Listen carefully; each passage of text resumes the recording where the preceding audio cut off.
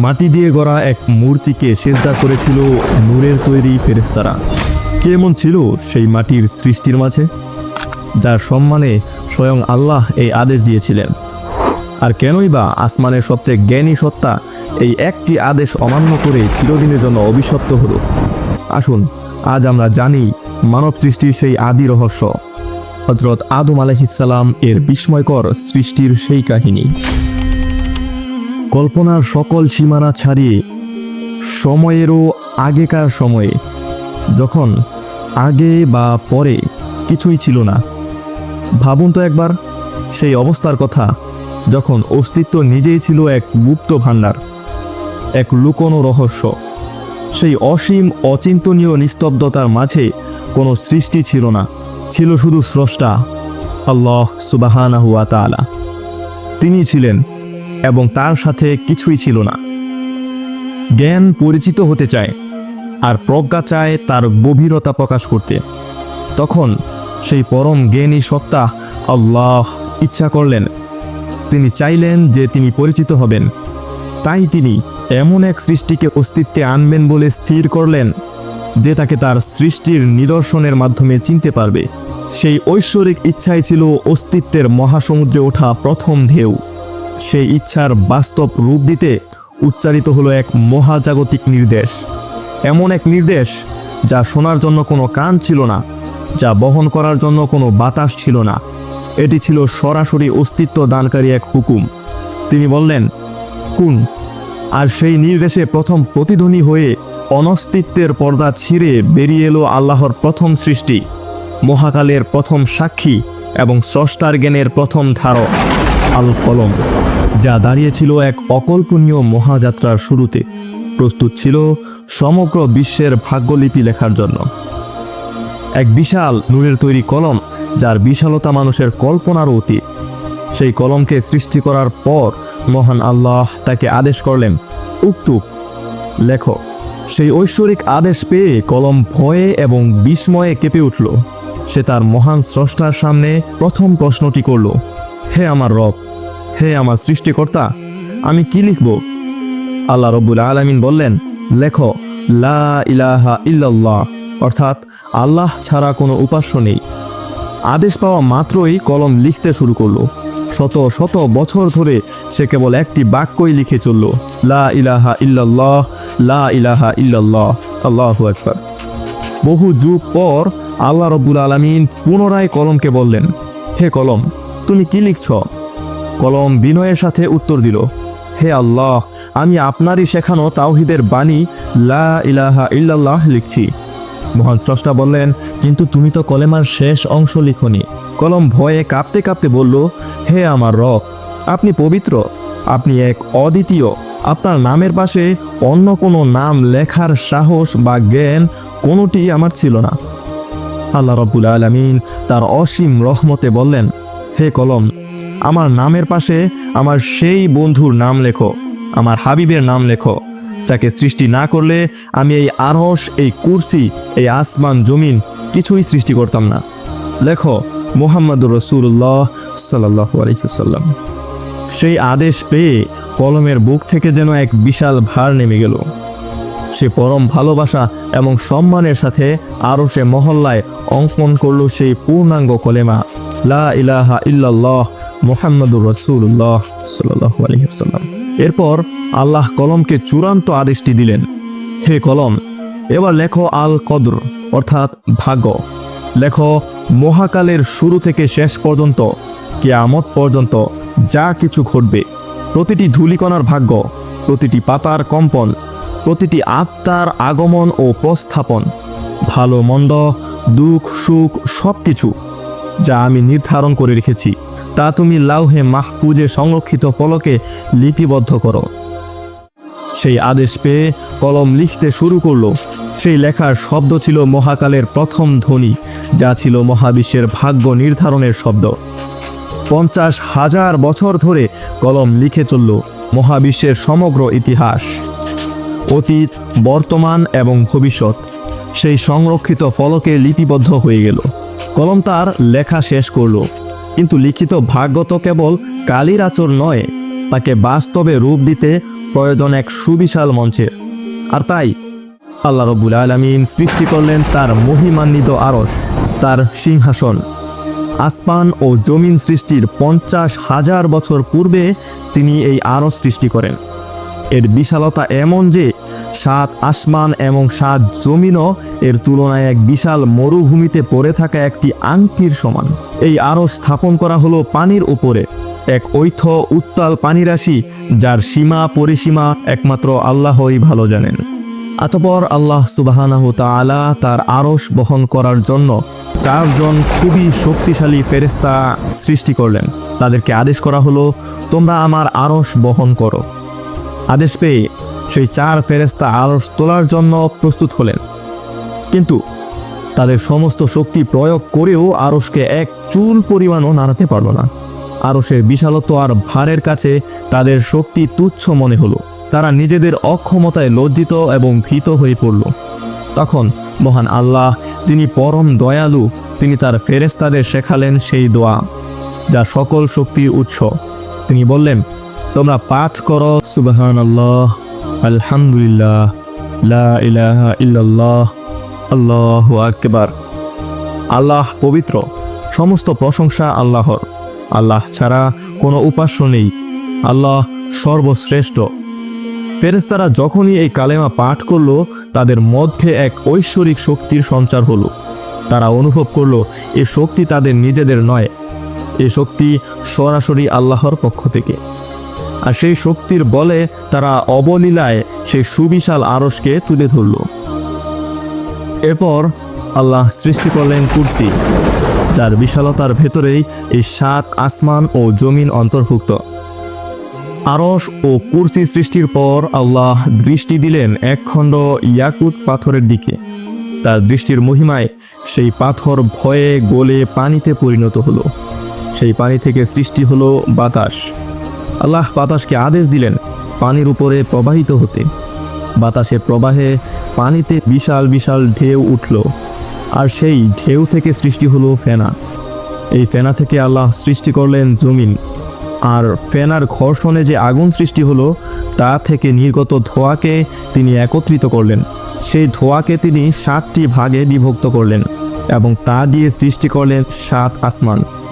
বলা হয়ে থাকে, প্রথম আসমান পানি দ্বারা, দ্বিতীয়টি তামা, তৃতীয়টি লোহা, চতুর্থটি রূপা, পঞ্চমটি স্বর্ণ, ষষ্ঠ এবং সপ্তম আসমান বিশেষ নূর ও রত্ন দ্বারা তিনি নির্মাণ করেন। এক আসমান থেকে আরেক আসমানের দূরত্ব ছিল 500 বছরের পথ। আর এভাবেই মাত্র 6 দিনে এই সুবিশাল মহাবিশ্ব তার রূপ পেল এবং মঞ্চ প্রস্তুত হলো। মহান আল্লাহ রাব্বুল আলামিন যখন এই পৃথিবীকে সৃষ্টি করলেন, তখন তা ছিল এক নির্জন, শান্ত এবং অনাবাতি ভূমি। এই নতুন পৃথিবীকে আবাদ করার জন্য তিনি তার এক বিস্ময়কর সৃষ্টিকে অস্তিত্বে আনলেন। তিনি সৃষ্টি করলেন জিন জাতিকে ধোঁয়াবিহীন এক অগ্নিশিখা থেকে। আগুনের শিখার মতোই ছিল তাদের প্রকৃতি, অসম্ভব বুদ্ধিমান, শক্তিশালী এবং গতিময়। আল্লাহ তাদেরকে দিলেন এমন কিছু যা তিনি এর আগে কোনো সৃষ্টিকে দেননি। তিনি তাদেরকে দিলেন জ্ঞান, প্রজ্ঞা এবং সবচেয়ে বড় আমানত, ইচ্ছার স্বাধীনতা, ভালো এবং মন্দকে নিজেদের ইচ্ছায় বেছে নেওয়ার ক্ষমতা। আল্লাহ তাআলা এই জিন জাতিকে পৃথিবীর প্রথম প্রতিনিধি হিসেবে প্রেরণ করলেন। তাদের আগমনে পৃথিবী মুখরিত হয়ে উঠল।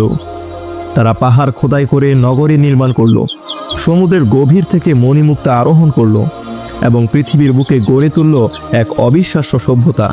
আল্লাহ তাদের প্রতি করুণা করে তাদের মধ্য থেকেই নবী পাঠালেন, তাদেরকে বিধান শেখালেন। প্রথম দিকে হাজার হাজার বছর ধরে জিনেরা ছিল আল্লাহর অনুগত বান্দা। পৃথিবী ছিল এক জান্নাতের টুকরোর মতো। সকাল হতো আল্লাহর প্রশংসার ধ্বনিতে, আর রাত নামতো সেজদারত জিনদের প্রার্থনার মধ্য দিয়ে। তারা তাদের অগ্নিময় প্রকৃতিকে আল্লাহর ইবাদতে উৎসর্গ করেছিল। তাদের তৈরি বিশাল বিশাল ইমারতগুলো ছিল আল্লাহর মহত্বের নিদর্শন। পৃথিবী ছিল শান্ত, সুশৃঙ্খল এবং সমৃদ্ধ। কিন্তু হায়, ক্ষমতার সাথে, জ্ঞানের সাথে আর ইচ্ছার স্বাধীনতার সাথে তাদের অন্তরে ধীরে ধীরে প্রবেশ করলো এক ভয়ঙ্কর রোগ, এক সূক্ষ্ম বিষ, যার নাম অহংকার। তারা নিজেদের সৃষ্টিকে নিয়ে গর্ব করতে শুরু করলো। তারা ভাবতে লাগলো, আমরা আগুনের তৈরি, আমরাই সেরা, এই পৃথিবী আমাদের জ্ঞান ও শক্তি অতুলনীয়। তারা নিজেদের শক্তি এবং জ্ঞান নিয়ে এতটাই গর্বিত হয়ে পড়ল যে তারা তাদের স্রষ্টাকেই ভুলতে শুরু করলো। এই অহংকার থেকে জন্ম নিল হিংসা। শক্তিশালী জিনেরা দুর্বলদের উপর অত্যাচার শুরু করলো। অহংকার জন্ম দিল লোভের, আর সেই লোভ থেকে পৃথিবীতে শুরু হলো প্রথম ফাসাদ, প্রথম রক্তপাত। যে হাতগুলো একদিন আল্লাহর ইবাদতের জন্য উপরে উঠত, সেই হাতগুলো একে অপরের রক্তে রঞ্জিত হতে লাগলো। তারা আল্লাহর দেওয়া বিধানকে তুচ্ছাজ্ঞান করতে শুরু করলো। আল্লাহ তাদের মধ্য থেকে যে নবী পাঠিয়েছিলেন, তারা তাদেরকে নিয়ে ঠাট্টা বিদ্রুপ করতে লাগলো। একজন নবী তাদের সামনে দাঁড়িয়ে আর্তনাদ করে বললেন, হে অগ্নির সন্তানেরা, তোমরা তোমাদের উৎস ভুলে যেও না। আল্লাহ তোমাদের এই শক্তি দিয়েছেন, তার অবাধ্য হইও না, ফিরে এসো। কিন্তু তারা অহংকারের নেশায় এতটাই মগ্ন ছিল যে তারা সেই নবীদের অস্বীকার করল। এমনকি সময়ের সাথে সাথে একে একে তাদের অনেককেই হত্যা করল। আরশে আজিমে থাকা নূরের ফেরেশতারা এই দৃশ্য দেখে অত্যন্ত ব্যথিত হলেন। তারা আল্লাহর সৃষ্টিকে ভালোবাসত।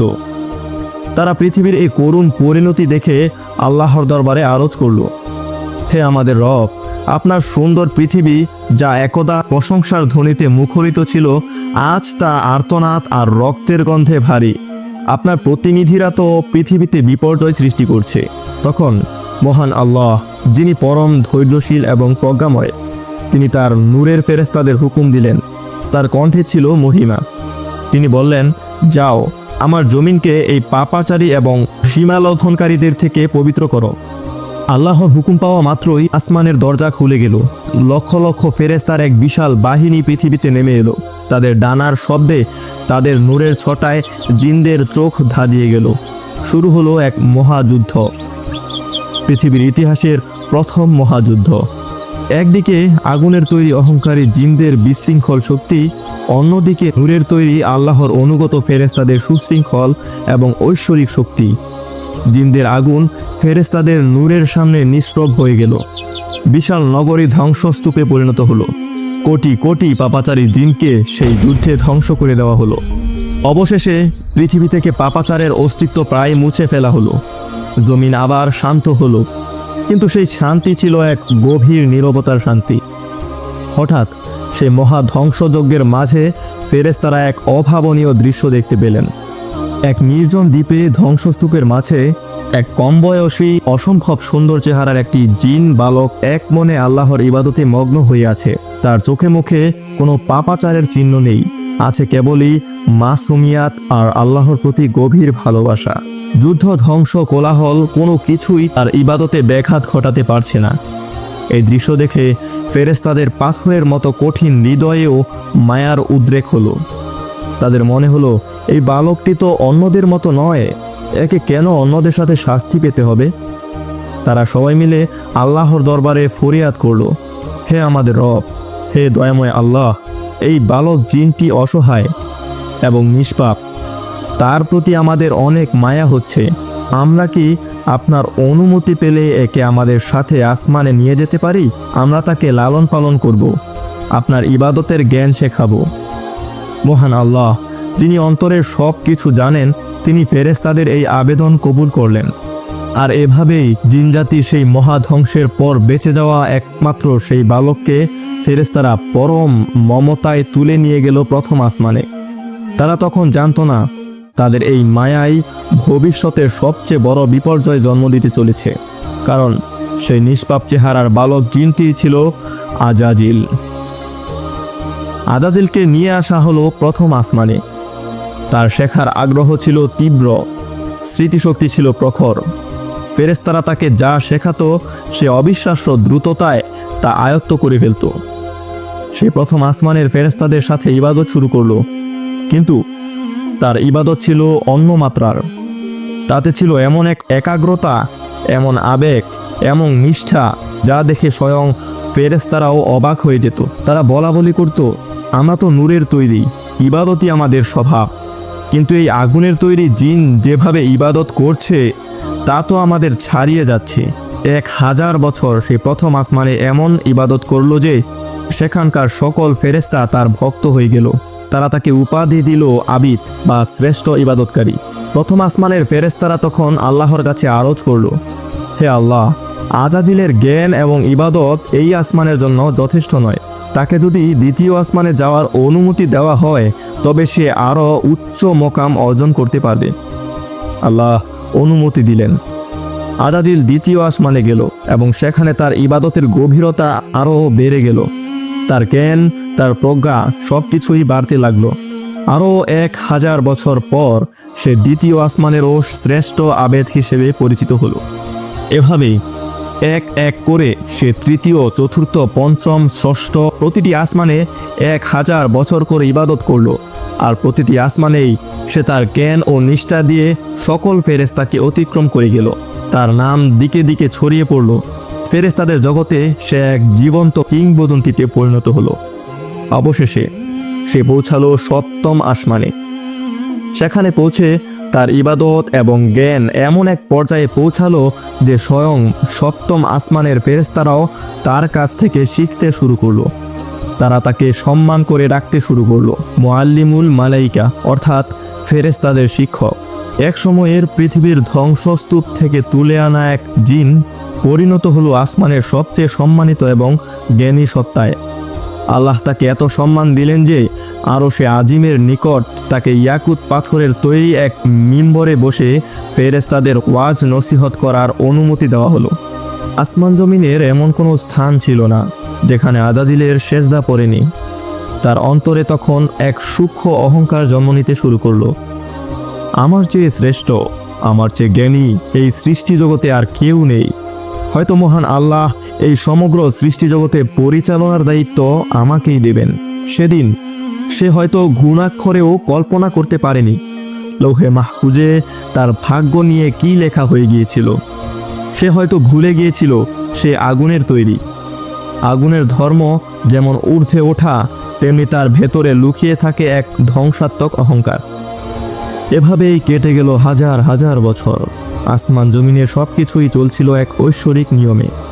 কিন্তু মহান আল্লাহর পরিকল্পনায় মহাবিশ্বের মঞ্চে তখন এক নতুন এবং সর্বশ্রেষ্ঠ চরিত্রের আগমনের সময় ঘনিয়ে আসছিল। একদিন সেই অসীম নীরবতাকে ভেদ করে এক ঐশ্বরিক ঘোষণা হলো। আল্লাহ রাব্বুল আলামিন তার আরশে আজিমে সমবেত ফেরেশতাদের ডেকে বললেন, আমি পৃথিবীতে আমার একজন প্রতিনিধি সৃষ্টি করতে চলেছি।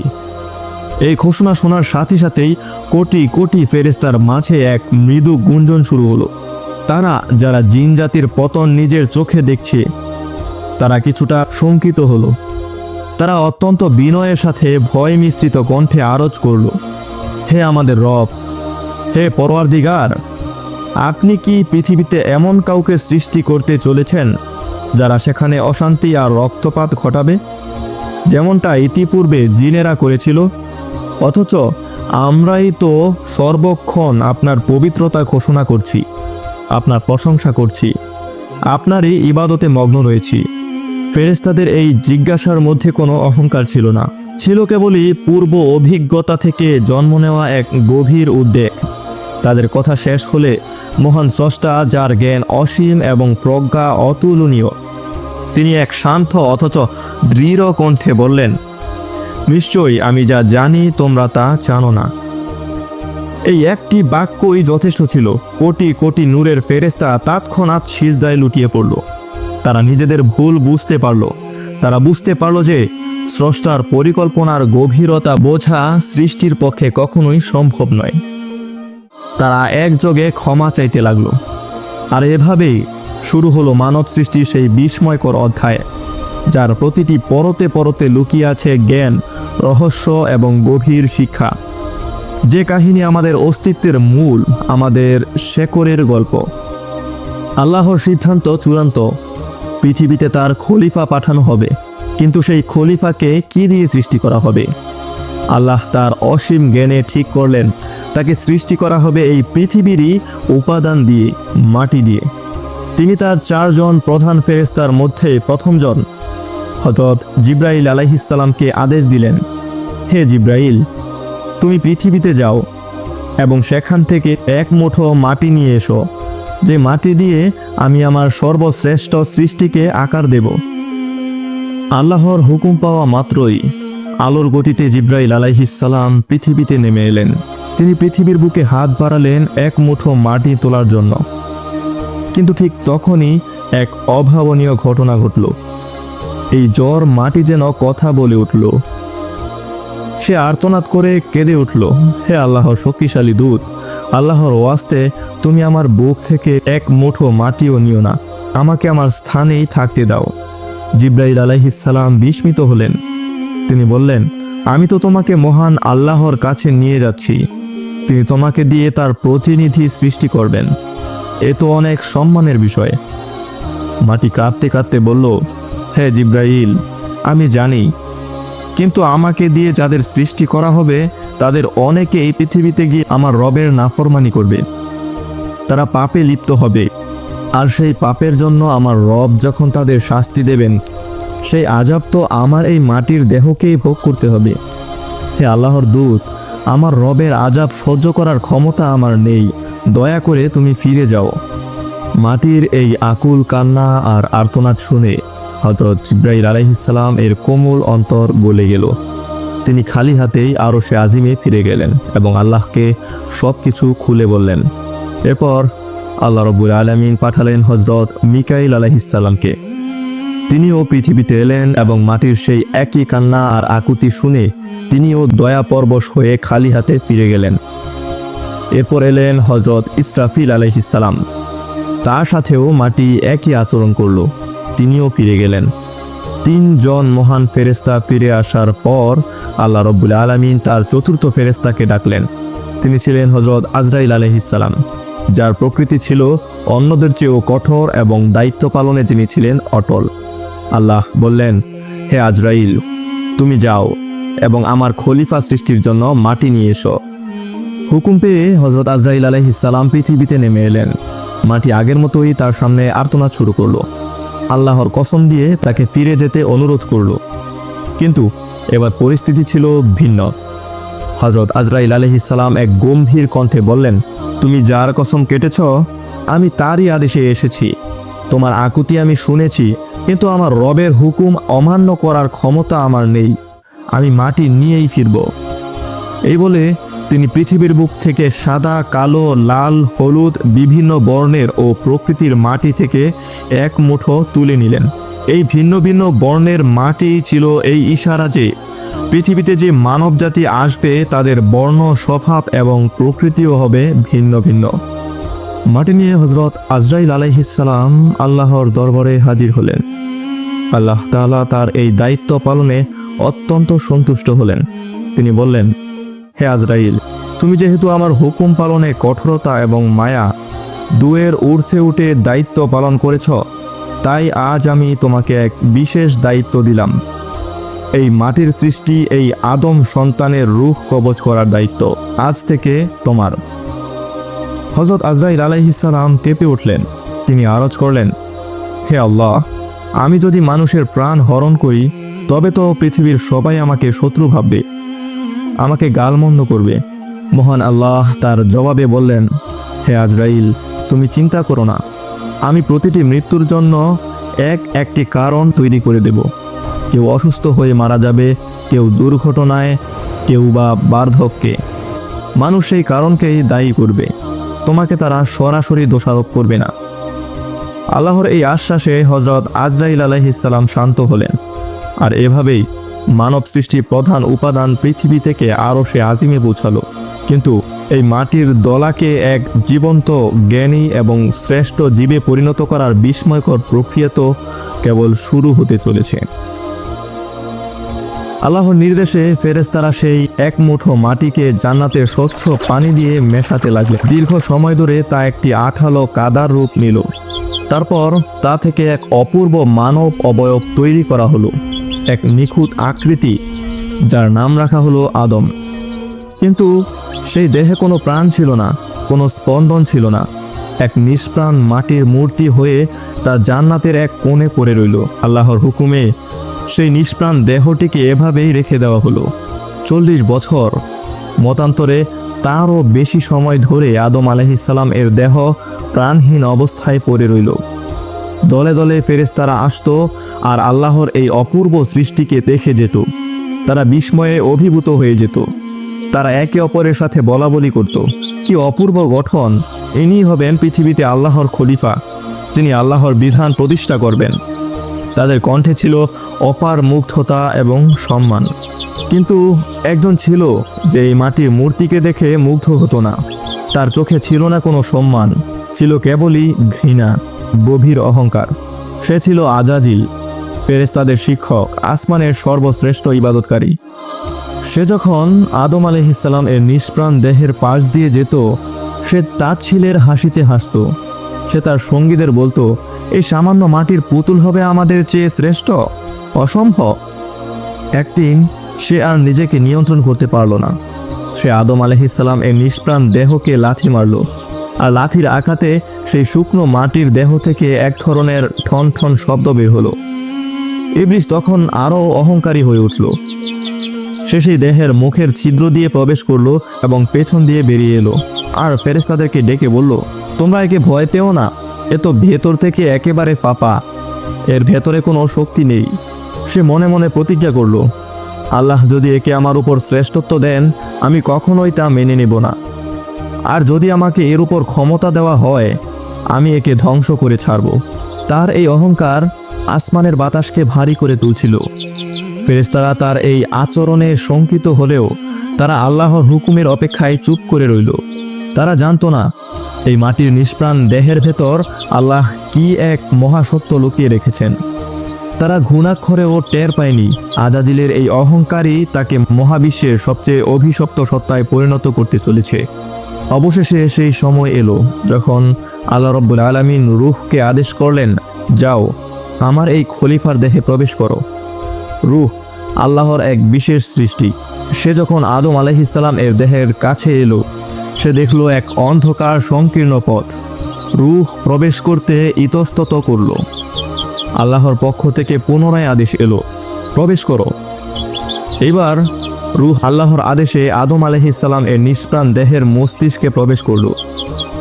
আর প্রবেশ করার সাথে সাথেই এক মহা বিস্ময় ঘটে গেল। যেখানে যেখানে রূহ পৌঁছাতে লাগলো, সেখানকার মাটির দেহ রক্ত মাংসে পরিণত হতে লাগলো, চামড়া তৈরি হতে লাগলো, শিরায় শিরায় প্রাণের সঞ্চার হতে লাগলো। রূহ যখন চোখে পৌঁছালো, আদম আলাইহিসসালাম এর চোখ খুলে গেল। তিনি জান্নাতের অপূর্ব দৃশ্য দেখতে পেলেন, ফেরেশতাদের দেখতে পেলেন, কিন্তু তার দেহ তখনও নিশ্চল। রূহ যখন নাকে পৌঁছালো, তার নিঃশ্বাস নেওয়ার ক্ষমতা তৈরি হলো, আর তখনই তার একটি হাঁচি এলো। আর হাঁচি দেওয়ার সাথে সাথেই কোনো কিছু শেখানো ছাড়াই, কোনো কিছু বলা ছাড়াই তার মুখ থেকে নিজে থেকেই বেরিয়ে এলো বিশ্বজগতে প্রথম কৃতজ্ঞতার বাণী, আলহামদুলিল্লাহ, সমস্ত প্রশংসা আল্লাহর জন্য। সাথে সাথে আরশে আজিম থেকে জবাব এলো, ইয়া রহামুকাল্লাহ, ইয়া আদম, হে আদম, আল্লাহ তোমার উপর রহম করুন। মানবজাতির প্রথম নিঃশ্বাস, প্রথম হাঁচি এবং প্রথম বাক্যটি ছিল স্রষ্টার প্রতি কৃতজ্ঞতা। এরপর রূহ যখন সারা দেহে ছড়িয়ে পড়ল, আদম আলাইহিসসালাম উঠে বসার চেষ্টা করলেন। তিনি তখনও পুরোপুরি শক্তি পাননি, কিন্তু তার মধ্যে এক ধরনের তাড়া কাজ করছিল। তিনি জান্নাতের ফলগুলোর দিকে তাকালেন এবং সেগুলো ধরার জন্য তাড়াহুড়ো করতে লাগলেন। এই দৃশ্য দেখেই আল্লাহ রব্বুল আলামিন বললেন, মানুষকে সৃষ্টি করা হয়েছে তাড়াহুড়া প্রবণ করে। অবশেষে হযরত আদম আলাইহিসসালাম পরিপূর্ণ জীবন নিয়ে উঠে বসলেন।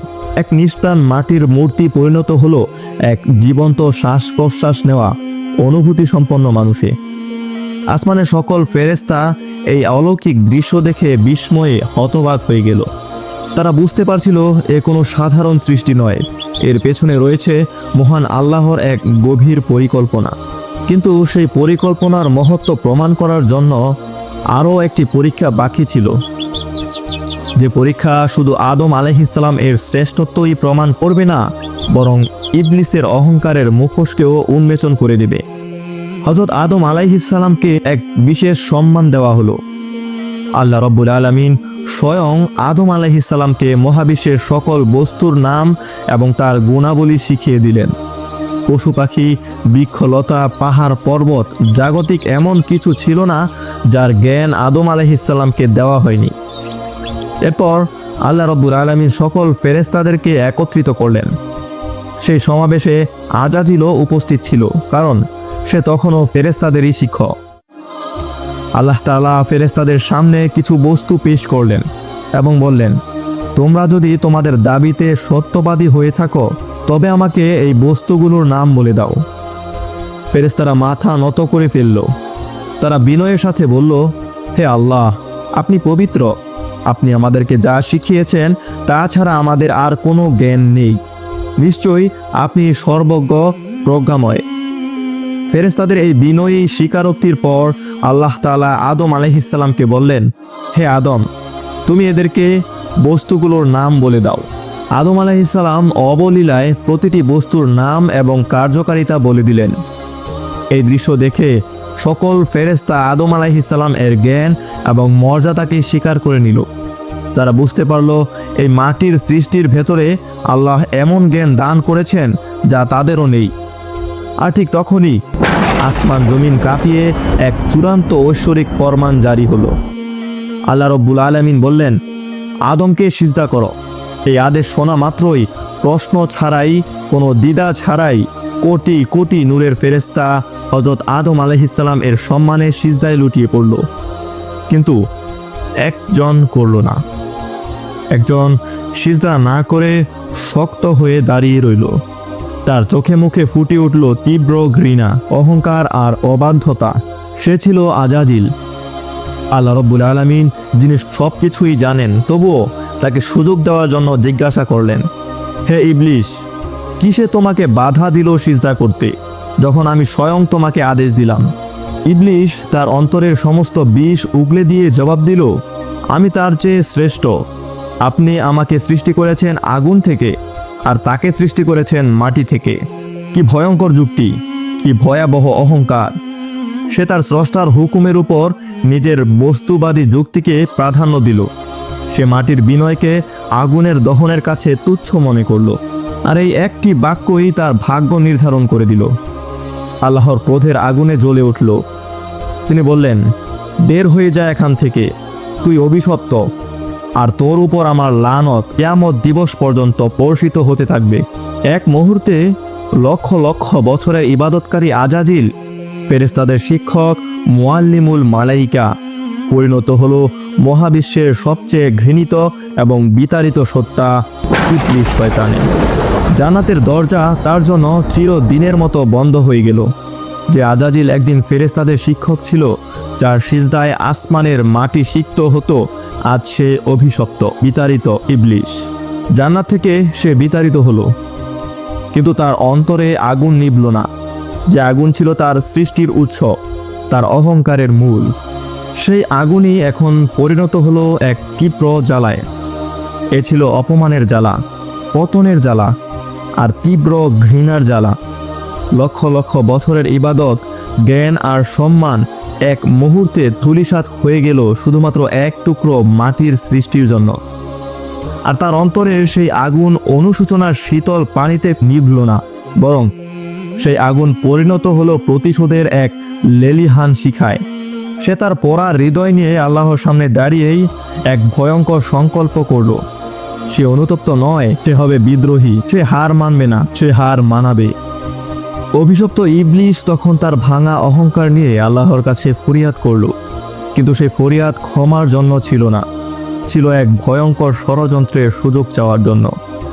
সে বলল, হে আমার রব, যেহেতু আপনি আমাকে পথভ্রষ্ট করলেন, আমাকে বিতাড়িত করলেন, এখন আমাকে সেই দিন পর্যন্ত সুযোগ দিন যেদিন সবাইকে পুনরুত্থ করা হবে।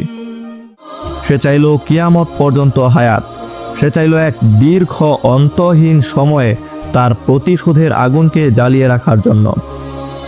আর তারপর সে তার ইতিহাসের সবচেয়ে ভয়ঙ্কর কসমটি খেল।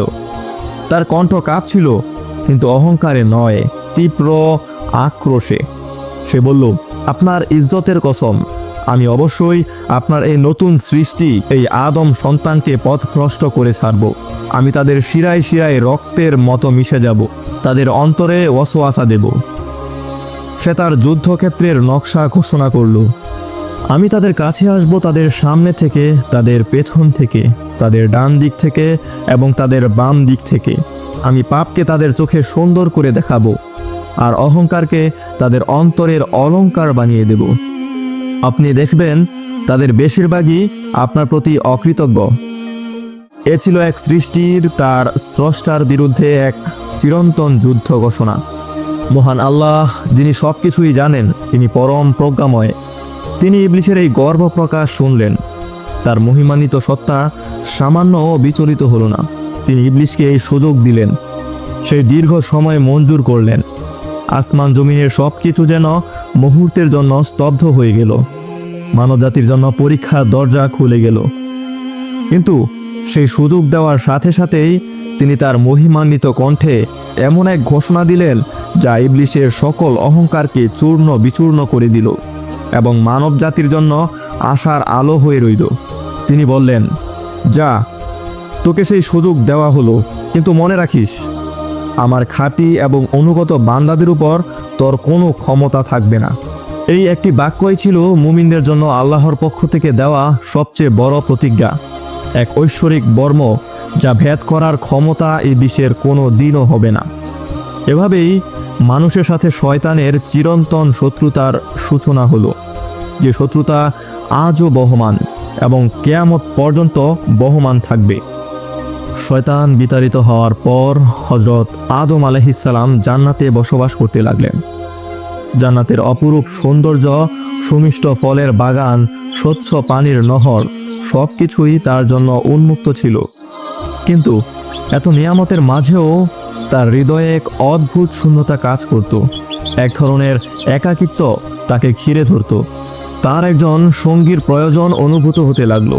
মহান আল্লাহ, যিনি তার সৃষ্টির অন্তরের খবরও রাখেন, তিনি আদম আলাইহিস সালাম এর এই একাকিত্ব দূর করার সিদ্ধান্ত নিলেন।